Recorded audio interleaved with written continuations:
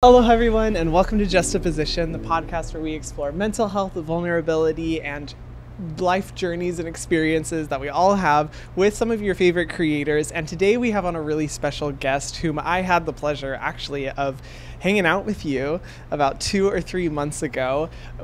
I would say that, you are the facialist queen.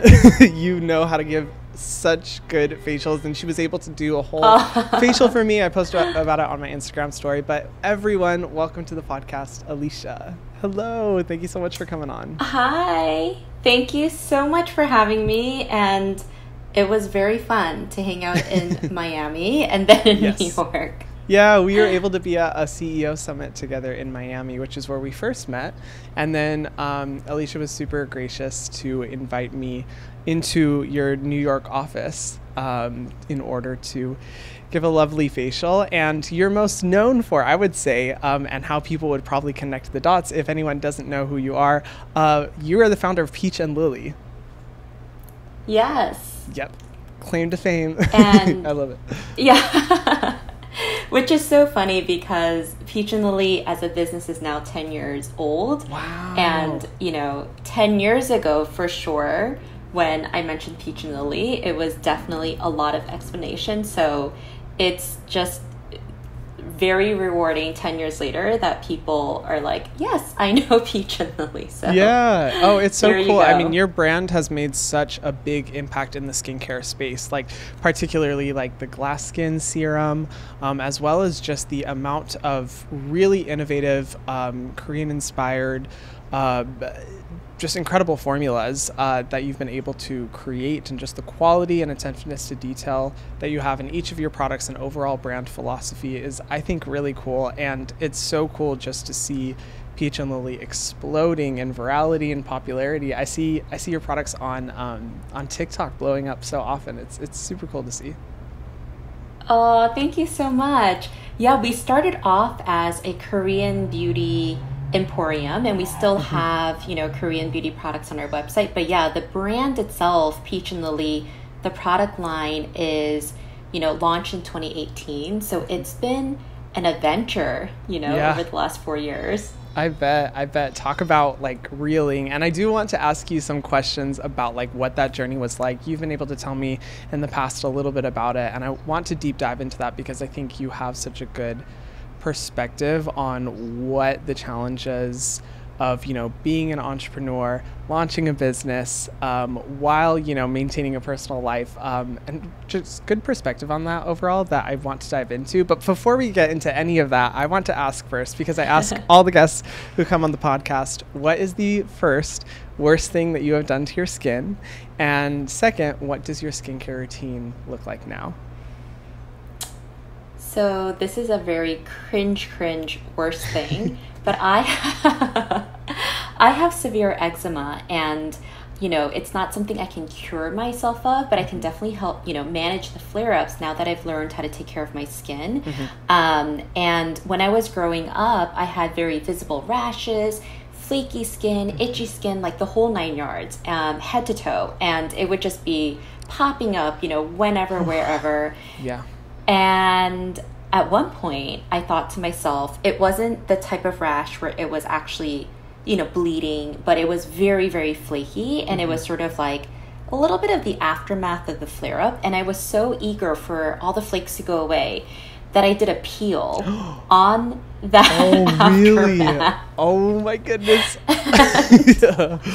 I learned the very hard way what it means to over exfoliate. And you definitely don't want to do that on the aftermath of a flare-up. So that was definitely not good results there. Yeah, I bet that would be like really painful, because like eczema, in and of itself is already like usually comes along with like pain or discomfort. So doing a really harsh treatment like that on that flare-up area would be, that would be brutal. And like my esthetician self today, I look back on that and I'm like, oh my goodness. I know, you're like, what are you doing? I know there's so many moments like of things that I did in the past, skincare horror stories, where I wish I could just like grab myself and shake me and just be like, what are you doing?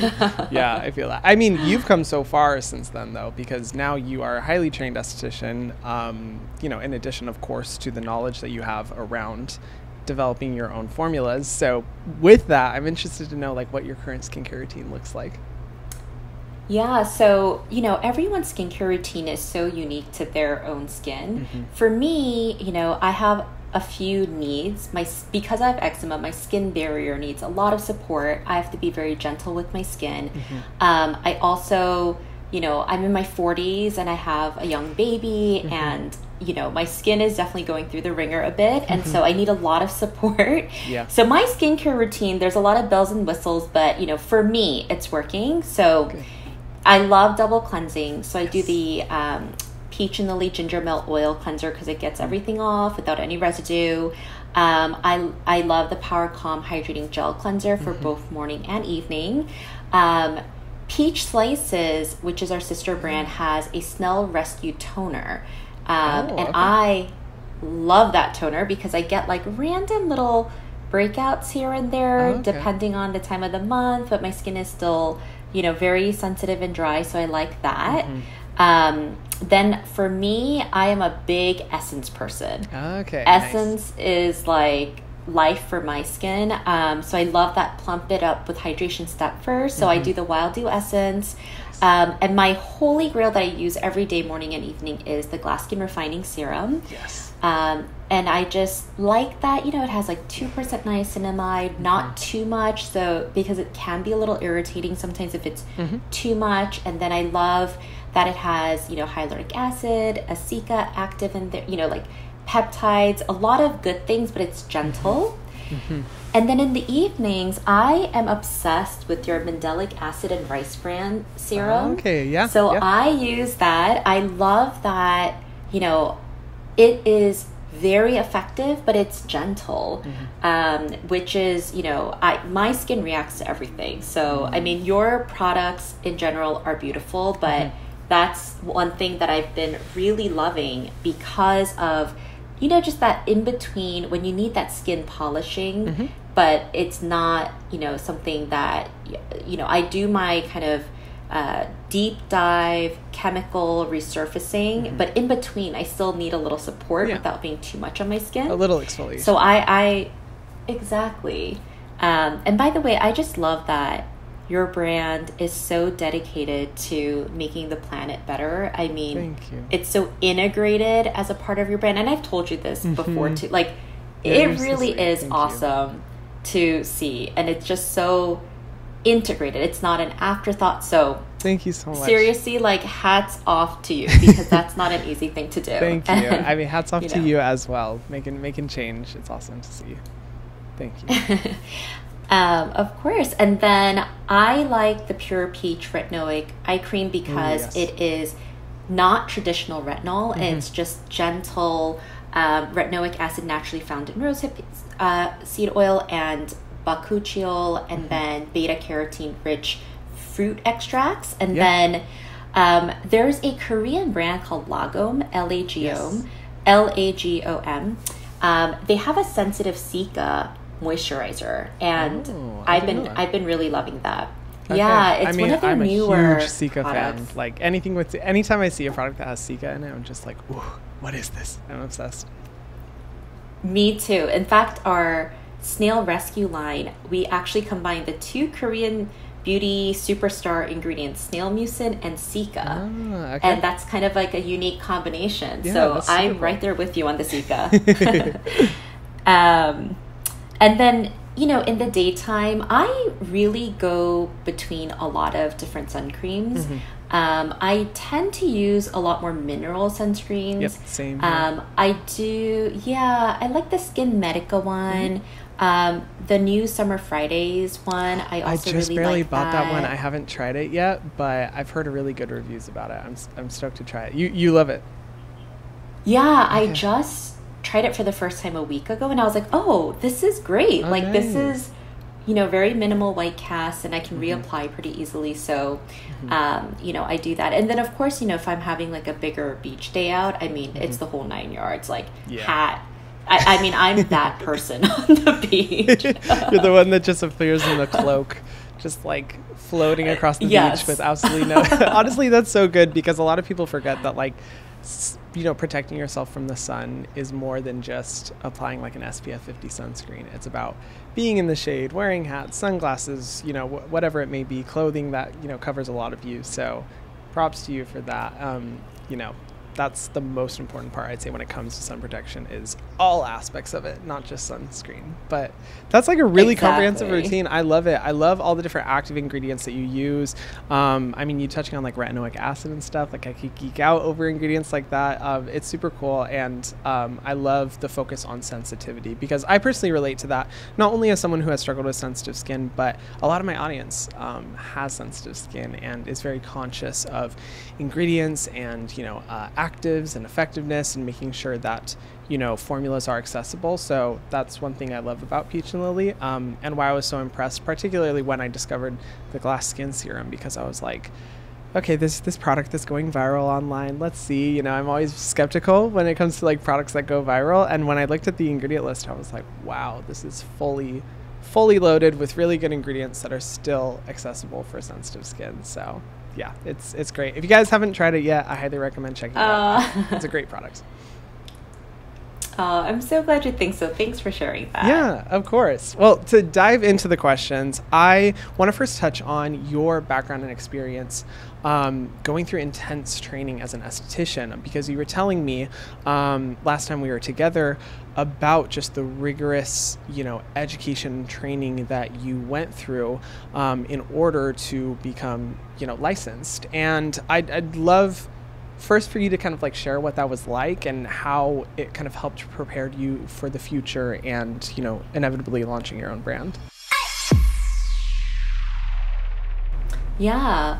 Well, first, I definitely want to say, in the exciting world of skincare, I think it's so important to be humble, to know that there's always something to learn, because there's always like new studies being done, new ingredients coming out, and new techniques and new devices. So, I think for me, I know this sounds like very, like a little bit cheesy, but I really just find that I have to be a lifelong learner, like truly.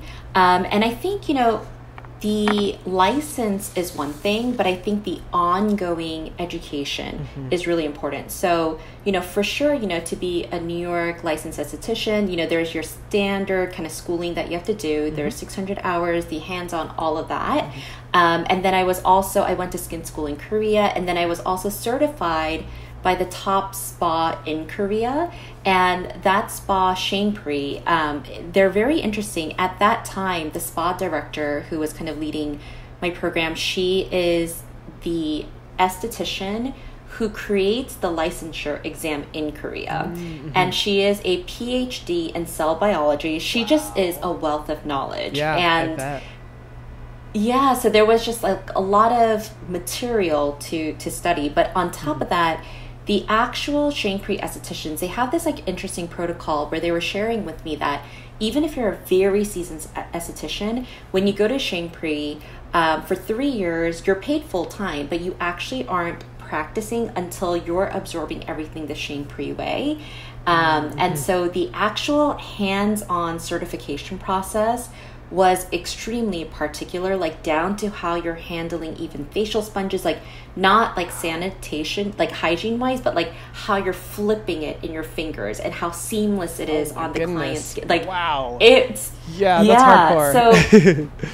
So so there's like ongoing things like that. But I also think that as an esthetician, there's a few different areas that you really want to be on top of. One is, in school, yes, you learn about ingredients at kind of a basic level, but with skincare ingredients, I think it's so important to stay on top of like the clinical studies that are coming out, the new ingredients that are coming out. So all that research and ongoing research, like that's a lot of reading and things that I'm doing. And sometimes the clinical research is a little bit trickier, and I actually have to ask our, chemists or labs or different scientists, like, what's the actual implication of this?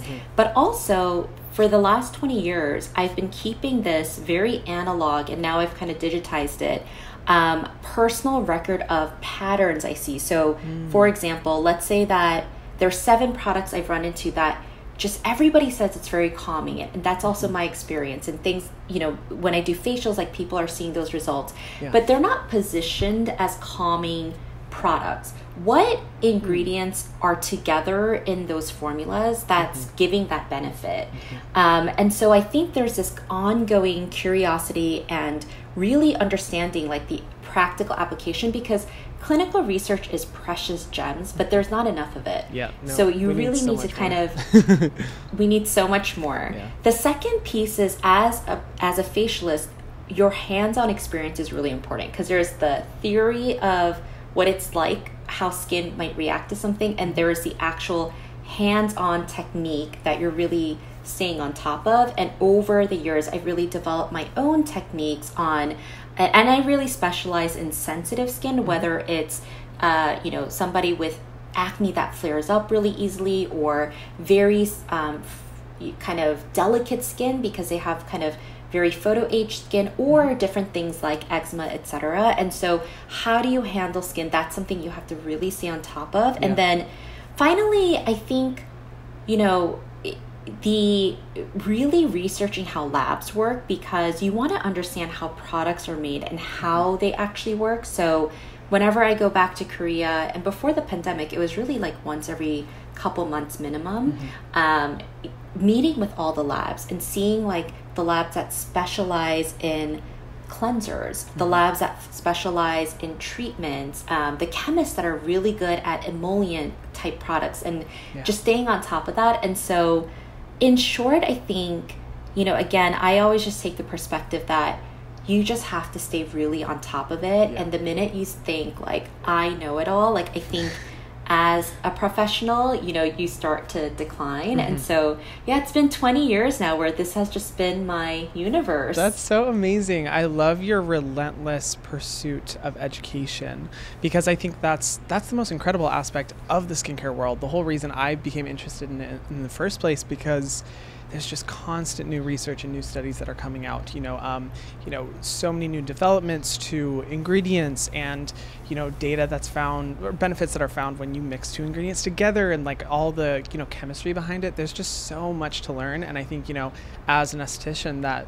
I'm sure is so valuable to be able to best help your clients. But it's also just inspiring to see that for you, it wasn't just a one and done certification. I'm good to go, got licensed, this is all I need. Like, you have really continued to grow and apply all of your learnings into your practice, as well as your brand too, which is awesome. Like, that's one of the things, like, we connected on before, just, like, geeking out about all of the, you know, back end stuff when it comes to developments and, you know, the science behind it. It's fascinating. And I wanted to ask, like, as a brand founder and esthetician, knowing, you know, the front end, working with clients, the ingredient knowledge, the back end from a production standpoint, manufacturing, labs, as well as, you know, a good understanding of the chemistry behind all of it, what are some changes you think that the industry could make in order, well, I guess just for anything, like, in order to improve, to be more accessible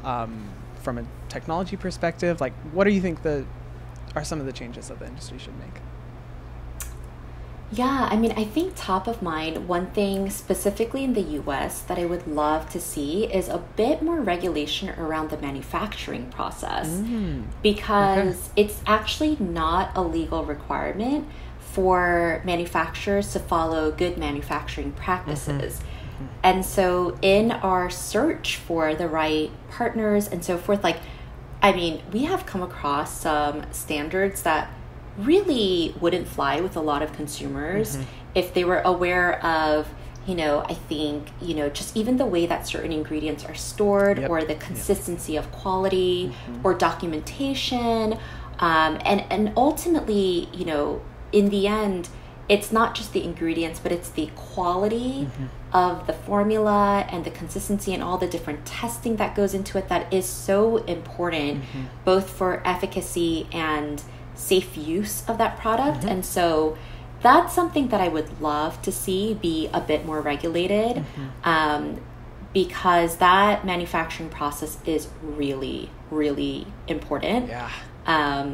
It's kind of like in a restaurant, right? Like you want to know that the kitchen is like following certain standards. Yeah, that they're right? sanitary, that there's a process, and there's, you know, rules about what can and can't be done. I am really glad you touched on that, because that, you're right, that is something that a lot of consumers don't know. And even in my learnings, you know, being able to partner, you know, with labs and kind of see that process and get an understanding, it was shocking to me how commonplace it is that, you know, the sanitation guidelines not being followed, like you were saying, the way it's being stored, and kind of the way that certain manufacturers will cut corners, really big corners, when it comes to not only how they store the ingredients, but the quality of them, how they use them in the actual formulas, and how to kind of preserve the amount that they have in a way that is not the most sanitary, or could pose a lot of risks to consumers who use those products. There's just a lot of things at play that I agree with you are not properly regulated. And I think just with the cosmetic manufacturing industry as a whole, there's a lot of like smoke and mirrors kind of when it comes to the back end process. That was one of the reasons I wanted to, you know, really be meticulous in building Selfless and having an understanding of like everything that was going on behind the scenes as much as I could, because there is so little known from a consumer facing side. And so I agree with you. I think more regulation definitely needs to come about. Yeah, and it definitely shows in your products, because the consistency, and because, you know, I've been using some of your products, and I think that's like one thing that consumers can see, that is there that consistency, is there that stability, and all of that good stuff. And for sure there are amazing labs out there, but there are definitely ones that, and I think from like, you know, for any brand founders, I think that you can feel very empowered to go to your labs to be like, I actually want to understand your procedures and policies, and like push for that change or find a different one. Because I think that's where there's gonna be change. And the other thing I would love to see, that I think we are starting to see more of, is definitely, I think, more innovation when it comes to sustainable packaging. I mean, brands only have the options that are out there. And, you know, as more interesting options come out there, like, you know, packaging that's actually truly compostable, but, you know, really is a decent footprint to even create. Like, there's just innovation that's happening, and I think it's going to be exciting as we see more of that. But I would love to see that, like, more and more. Yeah, absolutely. I completely agree with you on that. There's such limited options available, and a lot of the options available aren't accessible to smaller scale brands a lot of the time. So it makes it really difficult for new brands who want to kind of like set a new standard or expectation of sustainability when it comes to their packaging to really get their footing. And it's really challenging.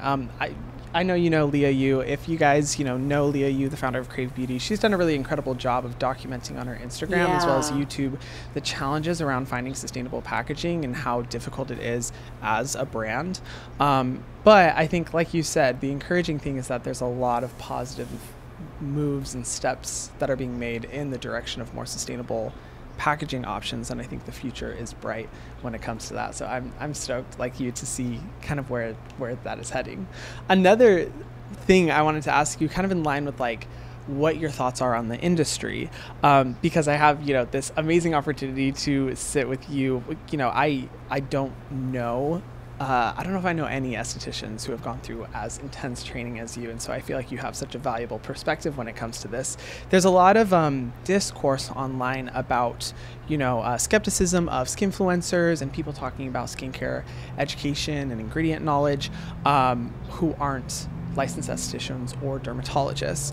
And for you as an esthetician, I'd love to know like what your opinion is on skincare information being so democratized and easily accessible online by people who aren't professionals. Yeah, it's been interesting. So I think I'll start with the benefit, and then I'll start with like where I think, you know, people who are following skincare influencers could do a little bit more. Like, I think there's a lot of onus on individuals to kind of filter through information. So the benefit is, as I've been kind of looking over the last 20 years and the last 10 years, I mean, the amount of education that people now have on skincare is like 0 to like 100, right? Which is awesome, right? We were getting, even 10 years ago, our business, because from day one, we've always had this service where anyone can email hello@peachandlily.com, and licensed estheticians are answering those questions. And when I go through historically and see those questions, I mean, we were getting questions like, what is a toner? Do I need to really, use an SPF, or what's the difference between a serum and a cream? Like very, very, questions that maybe a lot of people just like know just right away these days. And I really think that's like the evolution of social media, but also these skincare influencers. So I think the benefit is that, people are just, by being on social media and just being interested in skincare, learning so much and learning, wait, I didn't even know to ask that question. So that's, I think, a really positive thing as people are becoming more empowered about their own skincare. Yeah, definitely. Of course, the flip side of that is we get so many questions where people are like, I'm really confused because I follow these like influencers and literally people are saying opposite things on what I should be doing. And so I think that, it is something from a consumer standpoint, or just like a skincare user, to just really take that information and really follow up with somebody who, if that's information that is very important to you, if that's going to really impact your skin, right? Really look into that. And I'm not talking about information like what people thought about a product, but really like the technicalities of how you might approach skin, and also just the histology of skin and how it all that works. And I think people can definitely lean on brands, even because brands will have had to do a lot of research, like brands that really are able to speak to those things. If people have questions like, wait, I'm not really sure if it's this or that, and I think brands do have a little bit more onus to like not answer those questions in such a like glib way, or to do a bit more research, or they might have more resources to like ask chemists and so forth. Absolutely. So that could be another good resource. But I would say for influencers, definitely,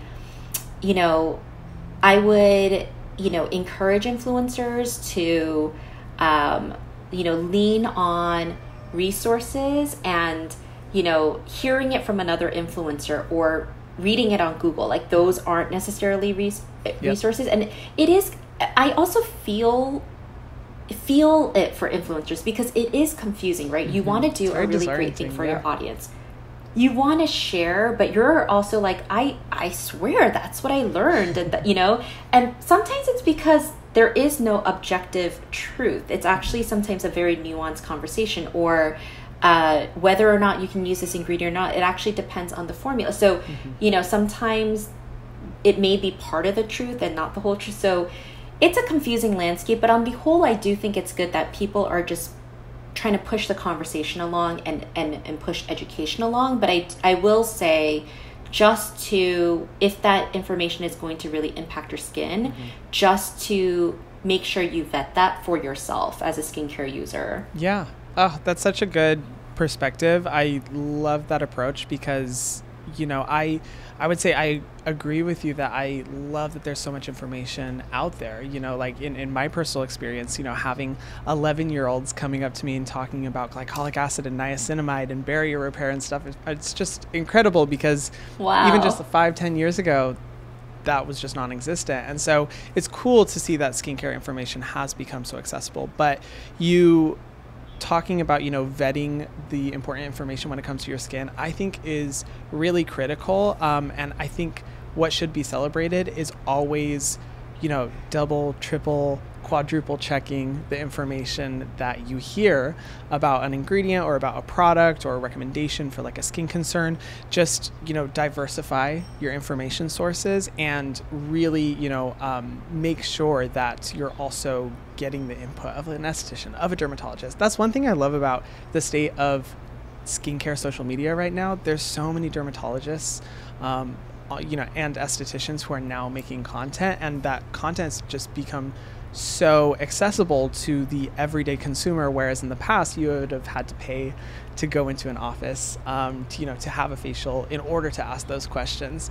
And so I think now more than ever, it's really easy for people online to be able to double check the information that they're getting.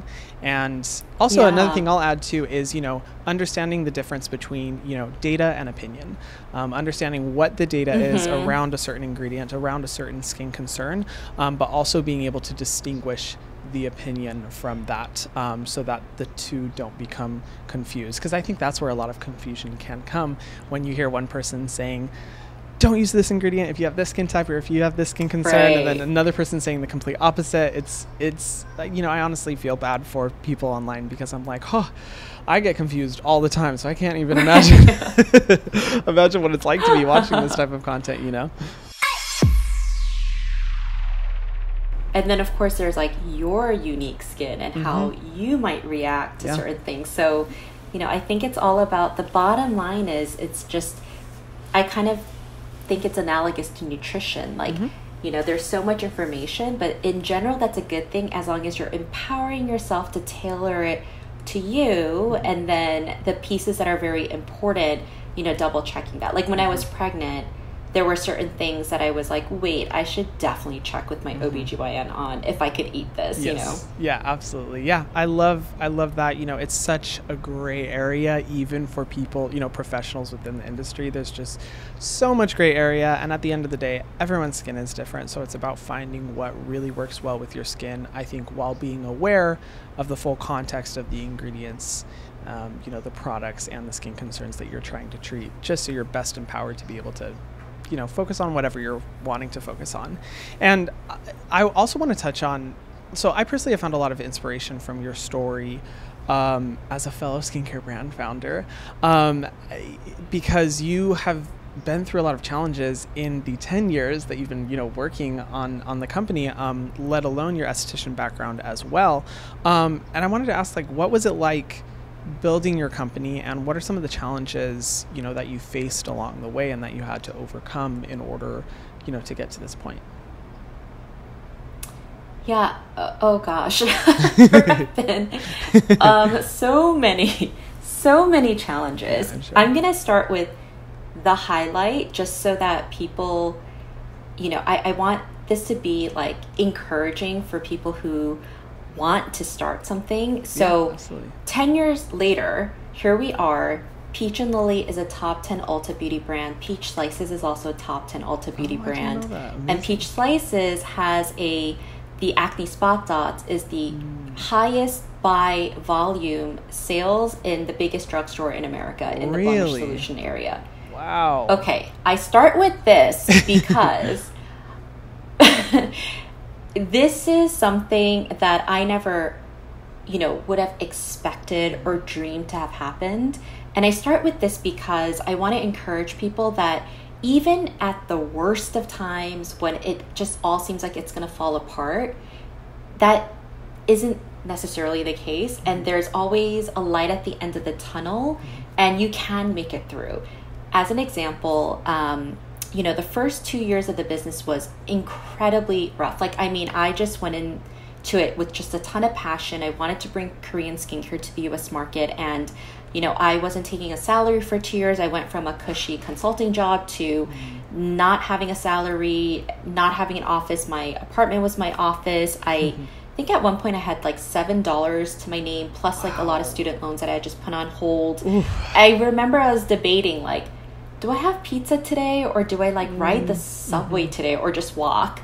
I was packing out of my apartment, delivering things to customers in New York to save on postage.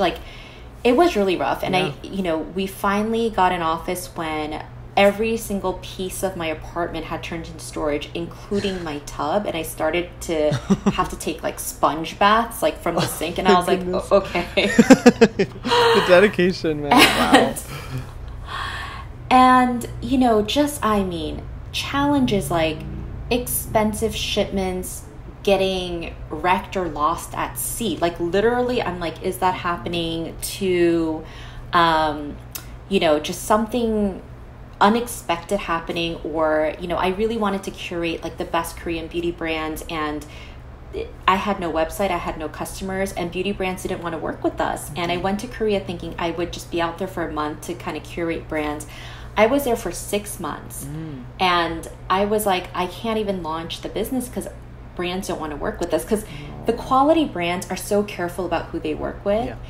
And those were the ones I really wanted to work with. I didn't want to compromise. Yeah. And, that took a long time. And one of the brands, Be The Skin, that I really wanted to work with, they interviewed me for 6 months, like skincare questions, like the whole 9 yards. And they finally said, okay, after 6 months. And because the industry knew that they were so specific about their quality, not compromising there led to all these other brands I wanted to work with, wanting to work with us. But I share all that because there are going to be I feel like my role as CEO is really just chief like firefighting officer. Like it's Putting just fires, like, yeah, I'm like, okay, let's handle that supply chain crisis that everyone is going through right now. Like, yes. Of course, I have like a amazing, brilliant team. But it's not glamorous work. But ultimately, I think that if you build something because you had a passion for it, that passion leads you to have a vision. And the vision is going to switch every now and again, right? You might be like, I have a vision for how it must go in this retail partnership. I have a vision for how we want to build things with our community. But the passion always leads to a very clear vision. And I always find that when you have that vision, that's your North Star. And when you I know it sounds like a little bit like a Hallmark card, but truly I feel like when you believe in yourself, because people who accomplish great things, they're just people like the rest of us. Like it really is. You have that in you too. Like you have that in you no matter who you are. You have that ability to march towards your vision and get it done. And you don't need a business degree. You don't need a college degree. You need grit and common sense and a lot of tenacity and that passion and vision, and you can do it. I promise you, because it was just many, many challenges, and the challenges don't stop. But with that, you can always find a way. And things are never the end of the world. Like very rarely are you going to make business decisions that like are just like the end all be all of your business. If it's not the right decision, you will always find a way to be able to pivot that. You can turn the corner. You can see, oh, okay, this isn't working out. Then you can pivot. You're never doing these huge things very rarely where that's like the one big shot. So don't fear too much. Believe in yourself and just go for it. And I really believe it's not easy. So it's not for everyone. You have to want it. You have to have the passion, but you can do it. Oh, absolutely. Yes. Oh my gosh. Everything. Yes to what you just said. Yeah. I love that you talked about, believing in yourself, because it is such like a cliche thing. And I was always the person that was just like, oh, when people say believe in yourself, so mushy. So it's just, just a phrase. But it really does make such a huge impact, whether you're an entrepreneur, starting your own business, or in any capacity of life, like whatever you're pursuing. And like a personal example I have was, I had started my YouTube channel. I'd started putting time into it. I think I was at maybe like 3,000 subscribers at the time, and putting a lot of work into it, and just not really having any certainty or any, belief in myself in the process. And I was able to meet a YouTuber. Her name is Azzy. I think she has like over 10 million subscribers on YouTube, I believe.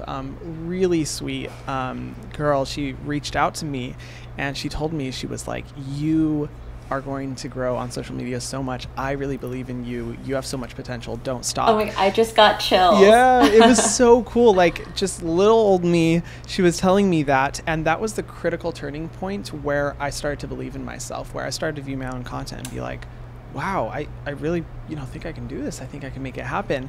And that single turning point from then on was just the beginning of just this incredible journey. And so that was such an important lesson for me. And I think for anyone, no matter what you're pursuing, if you're an athlete, entrepreneur, esthetician, wanting to become a dermatologist, whatever it may be, like, if you're wanting to make a big impact, and really create a dream future for yourself, you have to cross that point of really believing that you can do it. And once you're able to, unlock that mental capability, in my experience, like, that's when just so much positivity happens. So I'm really glad you touched on that, because I think that's an important lesson everyone should learn. I just have chills, and what an inspiration. And thank you for sharing that, because I do think that, you're like one of the most incredible content creators, but it's amazing for people to know that you also had to start. It wasn't like it just happened, and I love that. Like, that's so inspiring. Yeah, that's well awesome. As your story. Thank you. I mean, everyone has to start somewhere. Everyone has to start at a point where you are just, crazy passionate, obsessed with something. No one believes in you. You have to do it all on your own. Like, everyone has to start at that point. It's about that, stamina and keeping that energy and keeping that focus. And I think it's really cool hearing your specific, experiences. I didn't know about, like, having to the sponge bath and the pizza and, like, all the experiences that you had to go through. Like, that is really intense, but it's admirable because it shows your dedication and your real belief in it, and to see, like, how significantly that has paid off in the long run, and the impact that it's been able to make on so many people's skin. What is it, like, kind of at this moment, being able to stand back and see everything that has happened, knowing that, that was how it was for so long, all of those challenges that you experienced. I bet it's a weird feeling to stand back and watch everything happen now. Yeah, I'm trying to be better about celebrating, because I do think I'm still very much in the, just in the day-to-day, and really still very, okay, like, we have to work on this, and, and I am trying to learn to be better about pausing and stepping back and celebrating and being like, wow, like, let's look back and let's celebrate that, So that's something that I honestly, I'm learning to do that better. But yeah, I mean, it's interesting because I think, only now we're starting to get these, questions like, okay, so you guys are like a top 10 brand, like, you guys have made it. And I don't necessarily feel that way, I don't know if you can really, like, I still absolutely. Feel like, oh my gosh, like, we still have such a long way to go. Yeah. And I think that's, on the one hand, I want to be better about looking back and celebrating and being very present and soaking in all of the joy that comes with this opportunity that I get to kind of be an entrepreneur. But on the other hand, I do really want to, I guess, in a healthy way, celebrate that there is no real end destination in life, It really is the journey. And it's all about there the journey.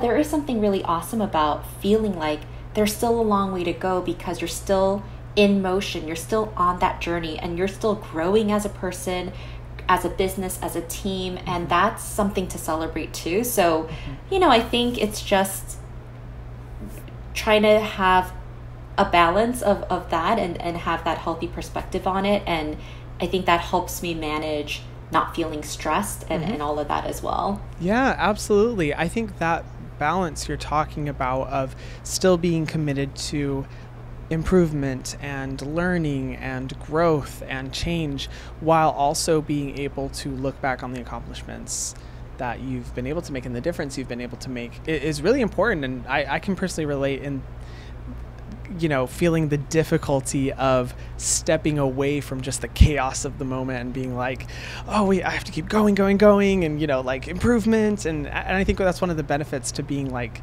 having that lifelong learning perspective, where you just like always want to just keep learning and growing and improving. But for me, I do have to remind myself as well to like step back and just be like, okay, whoa, let's just take a second and look at what's been accomplished and look at what's been able to happen, and gain perspective that whatever challenge you're going through in the moment, whatever, you know, difficulty you're experiencing, or those moments where you're just like, oh my gosh, everything's crashing down, you know, what's going to happen? It is good to look back, I think, as a business owner, but also as anyone in life, kind of with whatever you're doing, and give yourself a little pat on the back moment, because, you know, you deserve it. Right.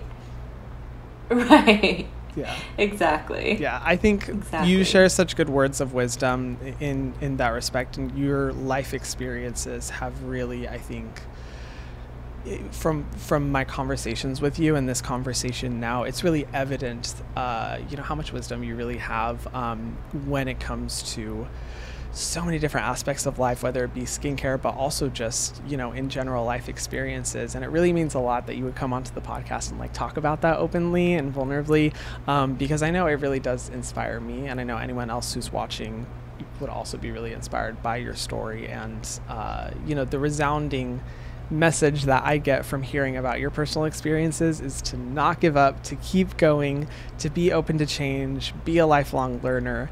And you know, you didn't say this, but it's evident with, you know, everything that you emulate. Always, you know, be positive. Always be positive. So thank you so much for coming on. I really appreciate it. Aw, well, thank you for that kind note. That's awesome. Yeah, and, course. You know, I just have to say, for those of you guys who have not had the privilege of meeting Hyram in person, I just have to say, he is just like a ray of sunshine and warmth. And I just feel like so happy that we got to hang out. Thank you. I feel so happy that we got to meet. I'm so grateful to call you a friend, and thank you again for coming on and gracing everyone with, you know, your knowledge. Where can people find you on social media if they want to follow you? So our brand is just Peach and Lily on social media, and our sister brand is Peach Slices, and I'm Alicia Yoon 212 on Instagram, and I think on TikTok. Awesome. Which is like not really quite a channel for me at the moment, but I'm trying. It's just no Alicia Yoon, I believe. Awesome. Everyone, go make sure you follow her. Try out Peach and Lily products. They're incredible. And thank you to everyone who has watched this episode. Be sure and subscribe to the Justaposition YouTube channel, as well as make sure you stream on anywhere you listen to your podcast, whether that be Apple, Spotify, or Odyssey. All the episodes are free, and new episodes are out every Thursday. Thank you so much for watching, guys. Love you.